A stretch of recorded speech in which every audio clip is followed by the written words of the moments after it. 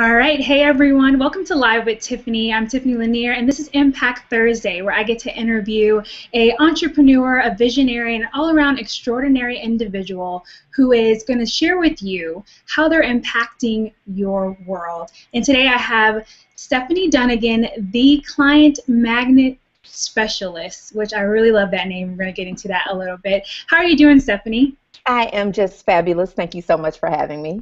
Thank you for being on the show today. I think we're going to have a really fun show. Stephanie has amazing energy, and so it's just going to be a ball. I'm already just going to put that into the universe. We're just going to go with it. So, Stephanie, in case my audience have never seen you or heard from you, I know that you've been in the coaching and marketing business for a little while. You're not brand new to the game. So tell us a little bit about your business, how long you've been into it, and how did you get into entrepreneurship? Okay, awesome. So I'm a talker, so if I go too long, just stop me. You're fine. It's a free flow. Like you said, I'm the client magnet specialist. So what I like to say is I help entrepreneurs attract their ideal clients.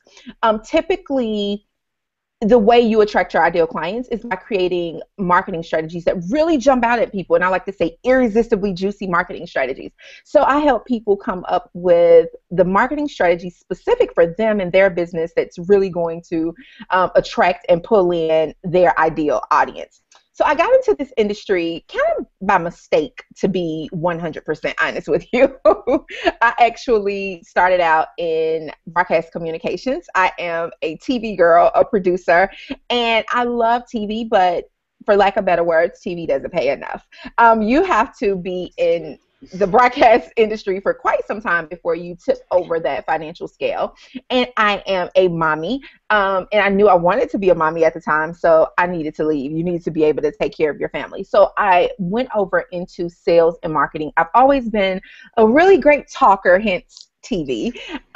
And one thing I know is if it's something you truly believe in, you can definitely sell it to other people. And so I went into corporate America, quickly became the top 5 in my region, the Southeast region, and really, really, really enjoyed it. The problem was that the company I was working for, and I'm not going to disclose their name, but they had recently gone through a merger. And when they switched over, our pay scale changed, our bonuses changed. So being top 5 in the region meant a lot for my paycheck at one point.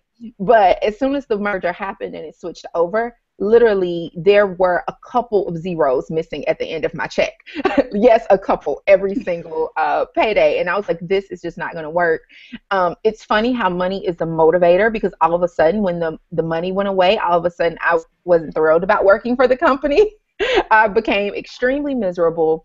I had my son in a private daycare, which was extremely expensive, and it was to the point that I barely could afford gas. So I literally went from making 6 figures with this company to almost half of that cut almost immediately, literally within a 60-day time period. And so, of course, people say, money isn't everything, and it's not. But let me tell you, I would rather have money and have other problems than to be broke with the other problems as well. And so I was really miserable and woke up one day and was like, you know what? I'm not going to keep going into this job that I'm not happy with. I'm not able to, take care of my family. I'm going to quit. And so against what I would tell my clients to do, I quit. I literally went in, I took my resignation effective immediately, packed up my ish, and I left. And within, long story short, within 60 to 90 days, I was evicted. My car was repossessed. So I had this idea that I was going to quit and I was going to have this faith to have this business. But the problem was I left without an idea of what kind of business to have. I had no idea what I was going to go into. I just thought, you know what, I'm unhappy. Leaving has to be better than staying, and then something's going to fall through. But nothing fell through. And my lesson from that was that it's nothing wrong with leaping. I love to say leap and the net will appear, but this is the thing. You need to kind of have some sort of idea what you're doing so that you can have actionable steps behind it. Like, you just can't leap and just sit there and be like, I'm falling, where's my net? Agree with that. Something. And I was the I'm falling, where's my net girl. And I ended up moving home with my mother, which was so freaking embarrassing. And what I found out is embarrassment really is about you and not about other people, because it was so embarrassing, because I knew I literally had lost everything. That I knew I had to pull my life together. And so I had literally $21. And for about a year, I had been making my own skincare products. And people would ask to buy my skincare products, but I would just give it to them. And I just decided, you know what? I need to make some money, so I'm going to quit giving it away. And I started selling the skincare products. Literally, I was so broke that people would order them. And at the time, there was something called Google Checkout. I don't know if you remember Google Checkout. They went from Google Checkout to Google Wallet, but I was using Google Checkout. And so people would pay me via Google Checkout. And then I would have to wait to get the money and then go buy containers and stuff to mix it with. So people's wait time was like 30 days for their product. But I managed to pull this business together. And always been a great talker. I found this building because business was picking up, but I wanted it to be bigger. I wanted to live the quote unquote American dream, which we'll talk about that later. So I found this building and I negotiated 6 months free rent. And I literally went in and built something out of nothing. Within a year, we were really, really rocking and rolling as a business. We had already hit 6 figures. I started being featured on Fox Business, ABC, CBS, a whole bunch of different places. My face and name was appearing. And so people began messaging me, asking me how I was able to go from the $21 to creating this successful brick and mortar.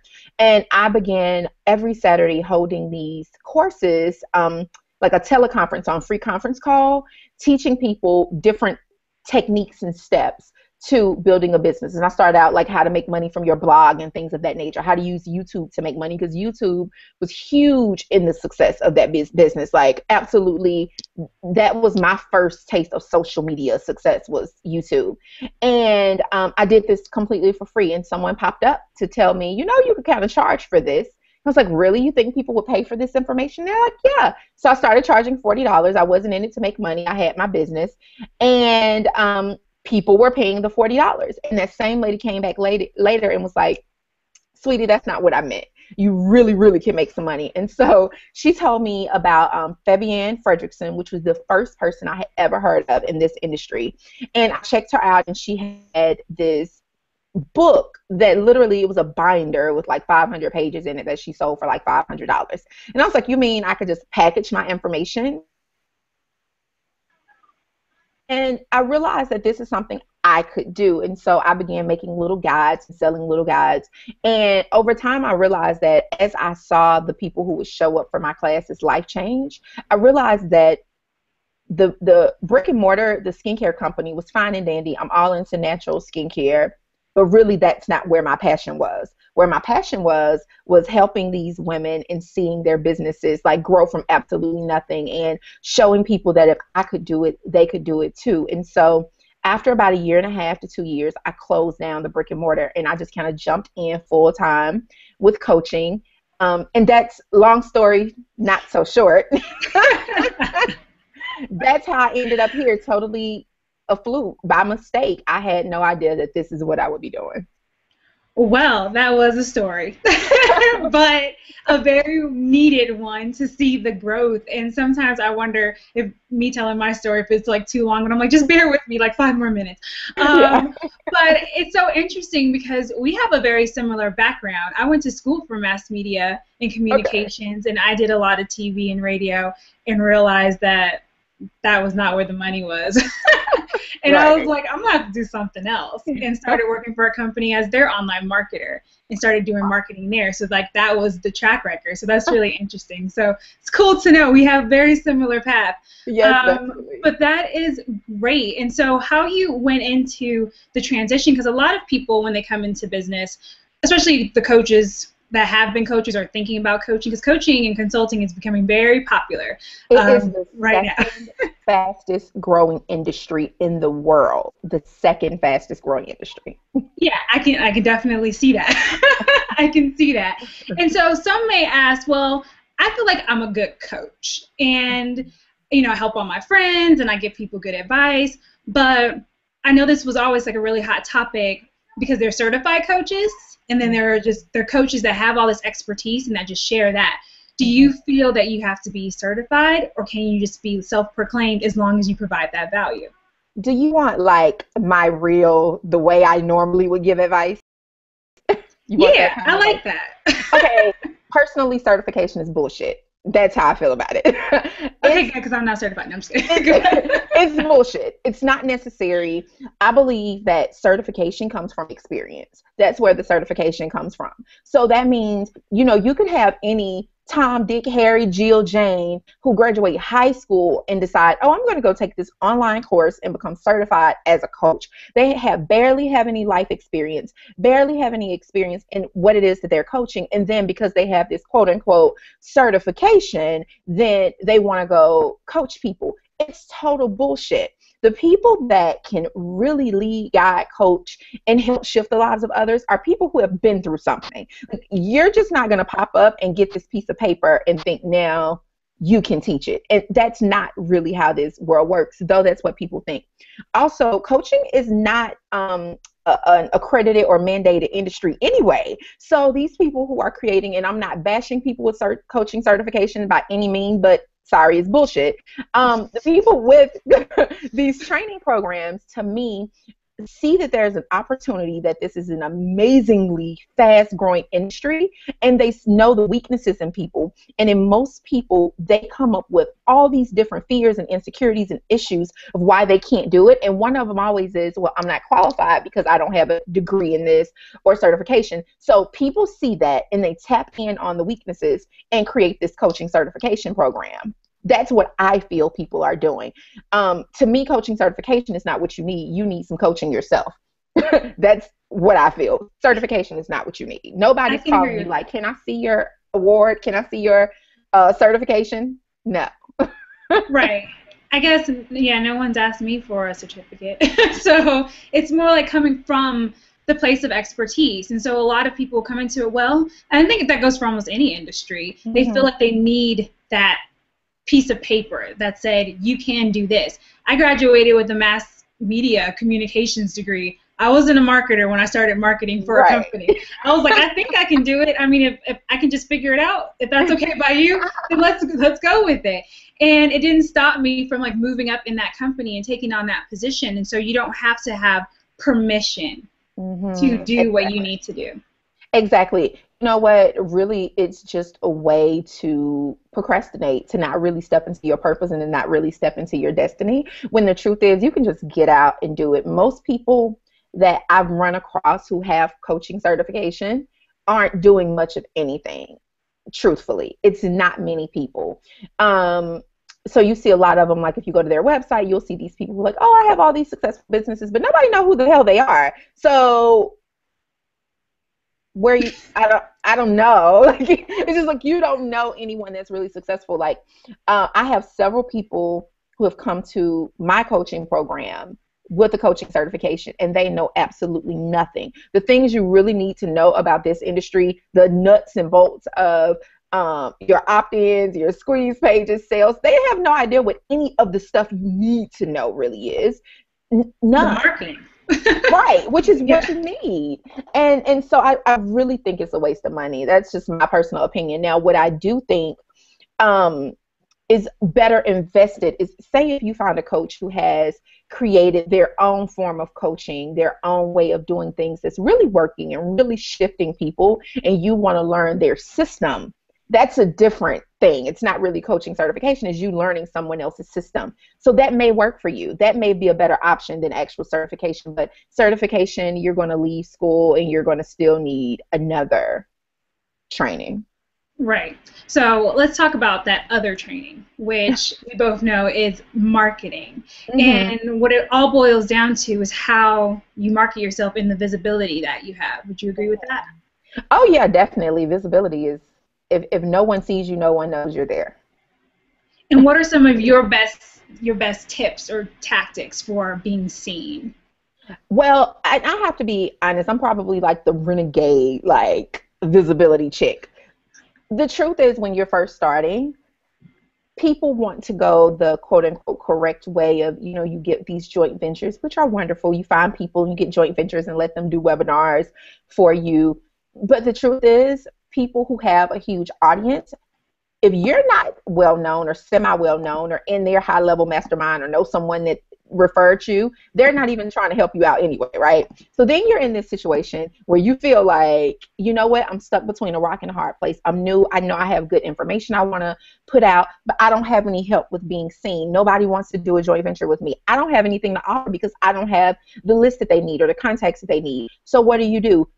Screw them and create your own. Like, create your own red carpet and do your own ish. And so remember, I was saying YouTube was a huge thing for me in the beginning. So I recently, this year, completely shut down my old YouTube channel and opened this one because the old one had like a hodgepodge of different topics in it. But YouTube, literally within 2 years, I had like 15,000 subscribers. YouTube put me in a place where I would walk into the airport and people would be like, "Hi, Stephanie." Oh, hey. If it was not for that platform, if it was not for social media, I didn't have anyone say, "Hey, I love you, let me help you." I had to carve my own path. And so I really began to study SEO and making sure that the title of my videos fit with things that people were searching for and they wanted to know. I really made it a point to the first thing I started investing in was Google ads before, because Facebook ads just started maybe 3 years ago or so. It has not even been this big thing for a long time. Google ads was where it was. So I was investing in Google ads, and I really was doing what was necessary to get out, to be seen, and really put my face out there. I did, in 2011, I did a tour, and I hit 10 different cities. And I told myself I didn't care if only 5 people showed up. I was going to hit all these cities so that I could be on the news. Right. And so we know if you get on the news, that's publicity, it's free publicity. And then you can create this tape, and then you look and seem bigger than you really are. And you can leverage that to become even bigger. And so literally, I just decided that nothing was going to stop me. I didn't need Marie Forleo. I didn't need Danny Johnson. I didn't need Allie Brown. I didn't need anybody to hold my hand and pull me up, that I was going to say, you know what? I have as much information as they do, if not more, because I have real world experience running my own business, and I'm going to just do it. And that's what I did. So you really have to get out there and say, if I want to be seen, how do I want to be seen? If I want to be seen in person, if I want to start speaking, no one will pay me to speak. No one will even ask me to speak for free. No problem. I'll create my own speaking gigs. Right now, you can do that. Create a Facebook ad, $50 a day, $40 a day, promoting your free event. Get people in the room. Once you can start getting people in the room and sharing your message, and people can feel your energy, then you'll start becoming known, and people will begin sharing, and people will become buying. It's the same way for webinars and teleseminars. I do at least once a month, and I always have at least 300 or 400 people on the line. So I have the people that I'm already connected to, and I always run an ad. People don't want to spend money. That's like the biggest thing. And for visibility, you're going to need to spend some money. $40 a day is not a whole lot. If you can start there, $5 a day. I remember when I first started running ads, I wasn't sure about Facebook ads. Like, you just didn't know. It was kind of new, and you didn't know if it was like bull crap or not. So my budget was $5 a day. And I would run that $5 a day ad like continuously. And it really helped get me known and have people follow me, and really help people start following me on Facebook and building trust with me. So just know that you have to invest money and be renegade. Get out, do what you need to do in order to be seen, and don't depend on anybody else to do it. Only depend on you. That's great advice. That's killer advice, because I think that's really what it boils down to. It's just about doing any means necessary and knowing that it takes money to make money and being okay with that. And I think you have to have that mentality going into trying to run a business. You can't be like, oh, I'm just going to start something and just going to let all the money roll in while you don't put any investment or any effort back out to what you're trying to do. Exactly. Well, yeah. Do you mind if I say something real quick? No, go for it. I literally just did a blog post a couple hours ago that was about bartering. What you said made me think about it, because a lot of people like to come into the industry and they're scared to spend money. Like, it's fear around releasing money. And so they'll find other people in the industry and say, well, I need your services, and I'm sure you could use my services, so can we barter? And I know people don't think anything about it. They think it's not a big deal. But I have to admit, I am highly insulted when people ask me to barter. Like, my services are worth the energy of money, not the energy of your service. If I want your service, I'll pay for your service. I have no problem with doing that. And so I did what made me really do it is because over the last few months, so many people have been coming bartering. And then one of my clients posted in a private blog area that I have that she turned down a paying client to barter with the client. And I was so freaking confused. Like, you're supposed to be making money and you bartered? And she was like, well, yeah, because I want her services for something. So I figured she didn't have to pay me and I don't have to pay her. And I'm like, that's bull crap. First off, your services cost more than hers, right? So you turned down more money because you were fearful of investing money in something that's going to help your business. How totally ridiculous is that? But that's what I'm seeing most people in business, specifically new people or people who have made less than $5,000 or $10,000, feeling more comfortable with saying, you know what, I'm fearful around money, I'm fearful to invest, so can we exchange services? The truth is, if you expect people to pay for your services, you have to be totally willing and happy to pay for other people's services. And that's what I'm seeing as being the missing link for people, is they don't want to invest not just in the Facebook ads, but they don't even want to invest in the services and the things that they need in order to run. And I think it's total hypocrisy when you have a business. You can never call your mortgage person and say, you know, I know that I live in this house and I absolutely love this house. What I can do is bake you 5 loaves of bread. They're not going to try to barter services for you. It's not going to work with the power company or the water company. They want their money, and it's the same way. So I think people really need to let go of that fear of releasing money and recognize that if you expect people to pay you, it's literally a flow. It's an energetic exchange. You need to be okay with money going out. I have to agree with that. I tell my clients that all the time because I think I used to be that person where I was wanting all this stuff and I'm like, I don't really want to spend $500 to $1,000 to do X, Y, and Z thing. And then I was like, no. And then I started putting money out and the money started to come back in.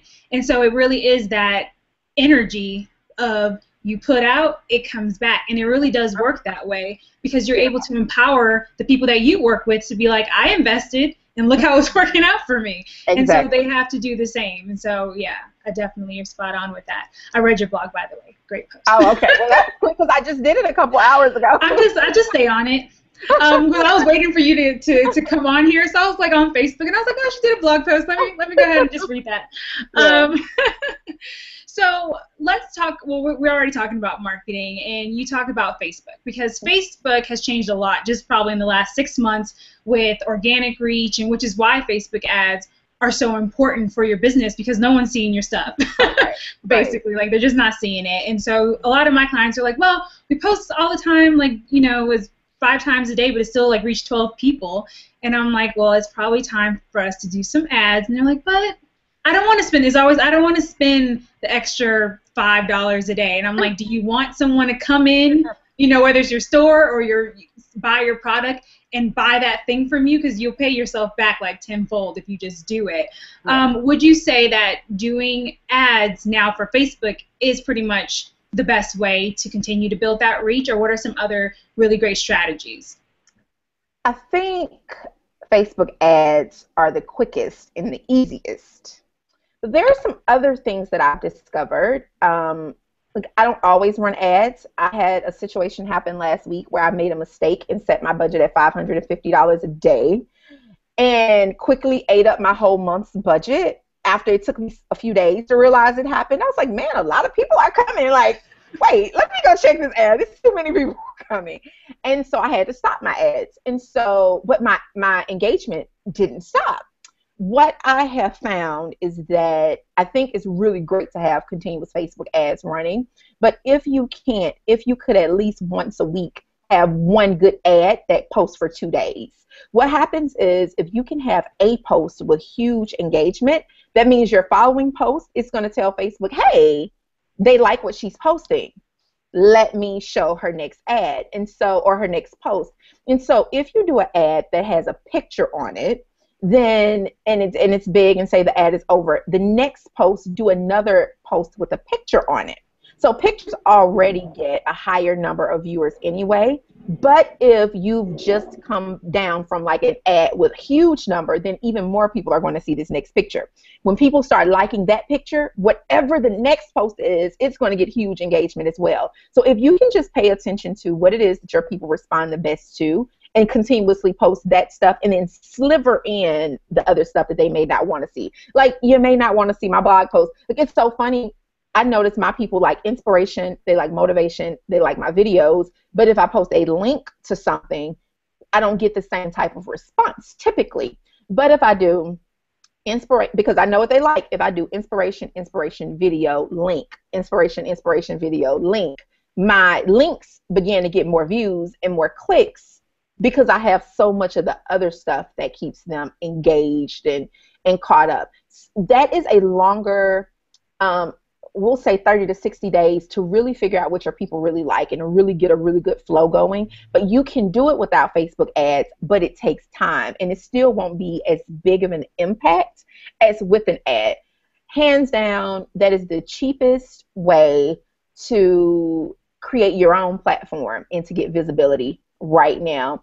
And not doing it is really delaying the success and really the acknowledgement from other people, knowing that you're here, people knowing that you're here and you're here to shift the world and to make a big difference. No one knows you exist. And the way I like to put it, no one likes to spend money. I can't tell you I was happy about the $5.50 a day. I was kind of pissed off about the $5.50 a day actually. But the reality was 22,000 and some change people got to see that ad that wouldn't have. I had an inbox full of emails and I signed 4 $10,000 clients. So was I pissed about the $5.50? I was. It wasn't my intention, but I made money. Right. You got it back. So it's okay. Yeah. That's awesome. Okay. So when it comes to, because you're a marketing coach, what is your favorite platform to market on or to use? Would it be Facebook? Oh. Toughie, isn't it? It is, because I actually bounce back and forth between my favorite. I would say Facebook is my favorite, but a close second is Instagram. Very close second. So a lot of people don't use Instagram properly by any means. And everyone's coming up with Instagram training courses. And I always say, I have a 15-year-old little brother, and he has like 30,000 fans that were not bought. They're highly engaged. And my thing is, you don't need to buy a course. You need to look at children and see what they're doing. And what they do is they post what their peers like to see. And it's the same way with Facebook and anything. So with Instagram, I just post what I know my people like to see. And mostly what people like to see from me is inspiration and quotes and thoughts and things around money and around business. And so I post a lot of that. And so when I do post that I'm having a webinar or a telecall, I already have their attention. They've been highly engaged on my Instagram page. They expect to see posts from me every day that's inspiring. So they're paying attention when I'm posting something about showing up from a call. So I would say in the last 60 days, I've signed at least 2 people from Instagram. So Instagram is a close second.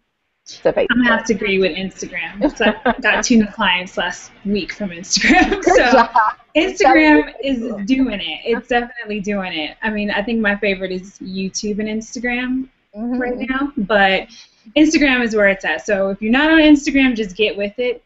And like you said, my niece just straight kills it. And I'm like, she's not a marketer.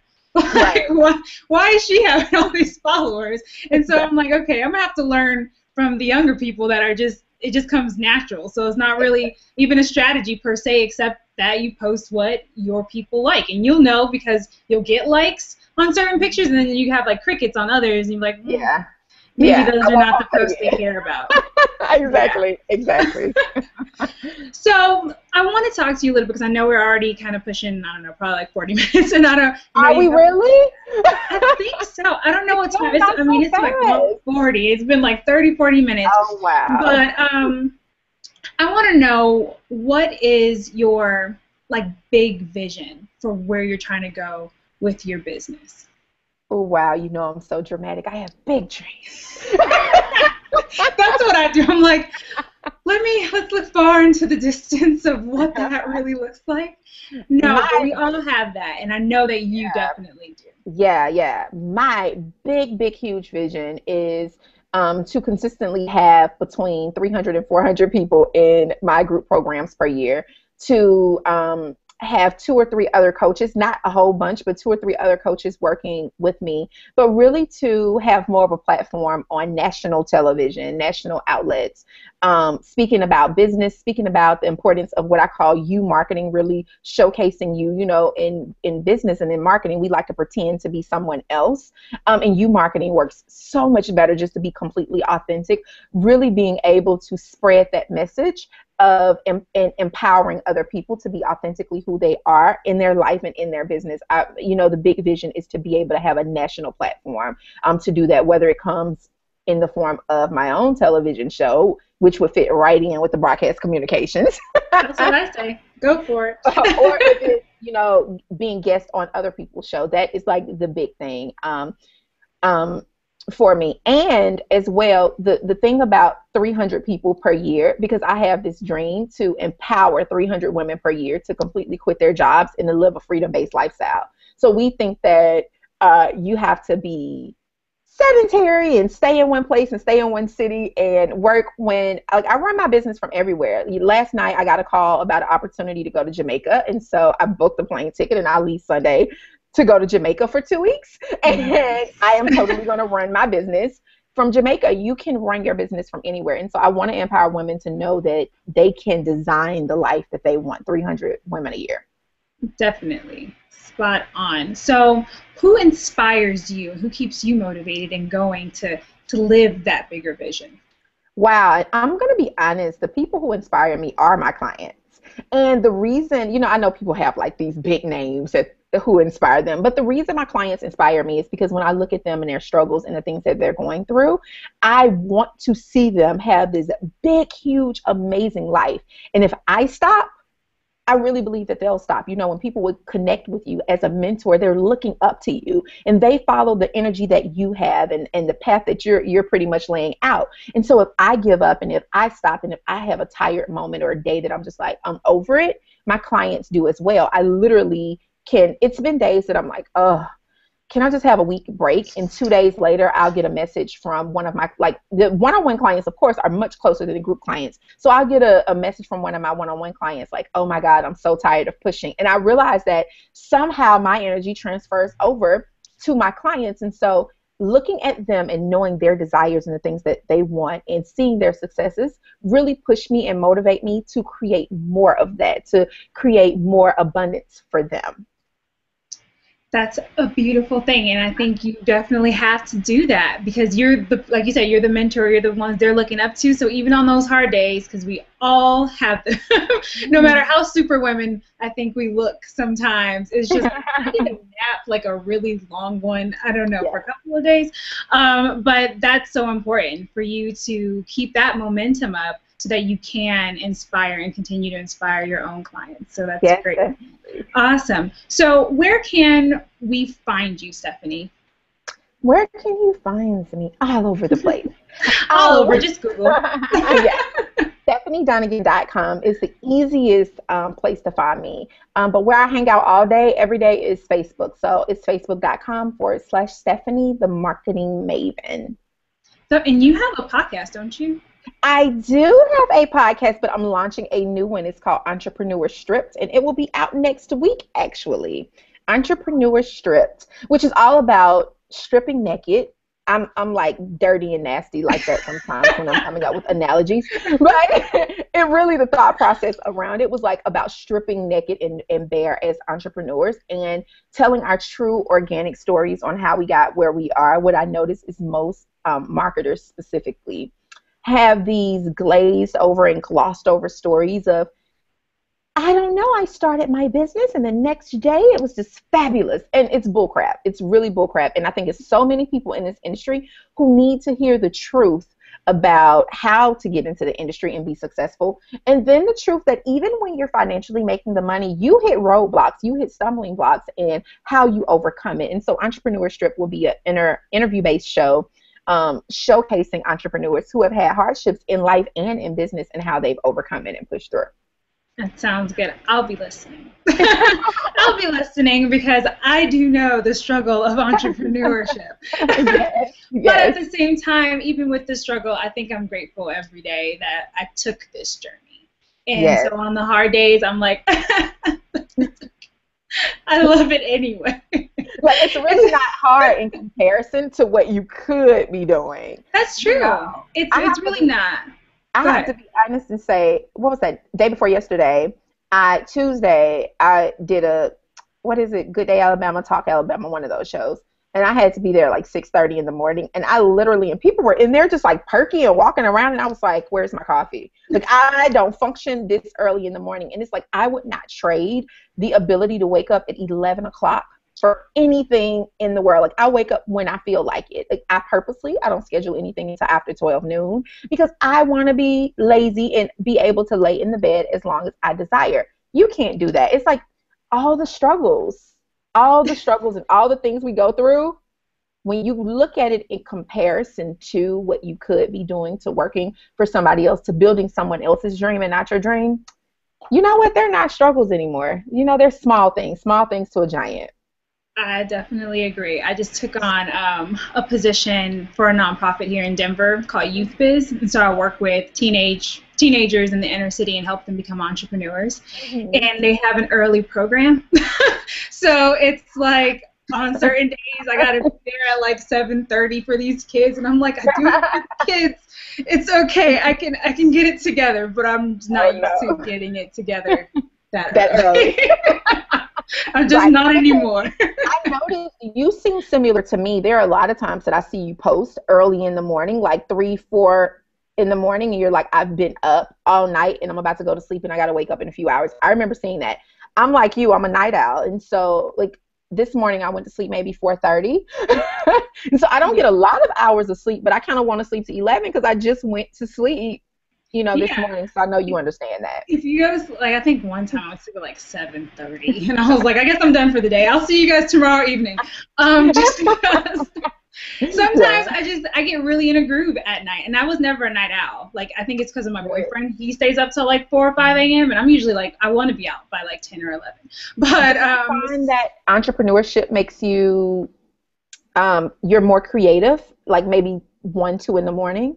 I feel like I just start getting more work done because maybe I'm Um, not socializing with people so much during the day, like just right. on chat on Facebook. So how are you doing? How's everything going? And so everyone's kind of asleep, and I'm just like Mhm. getting things done. So that's what usually happens. But now that I am doing the summer program with Youth Biz, I have to be up really early. So I'm trying to get in a better sleeping habit that I need to kind of be sleep a little bit early because I Well, like it's my for the sleep. kiddies. It's for the It kiddies, and so is. sometimes for the kids. Well, I mean, when school starts back in August, unfortunately, I will be back up at 6:30 in the morning to take my son to school. So I Yeah. understand. I don't have any kids, so I like salute all the mommy entrepreneurs out there. I'm like, I don't know how y'all do I don't it. either. Look, I'm I don't trying to know how keep I do it it with either. myself.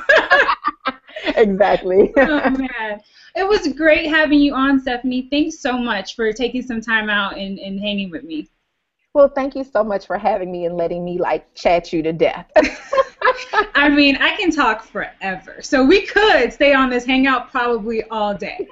But I know you got things to do, and people will be like, okay, you guys need to just like do episodes or something, but you can't just be chatting it up for 8 hours. But I could talk that long. So I Right. get it. I totally understand. But thank you so much. As you guys know, she said you can find her on stephaniedonegan.com, Facebook/Stephanie Donegan, right?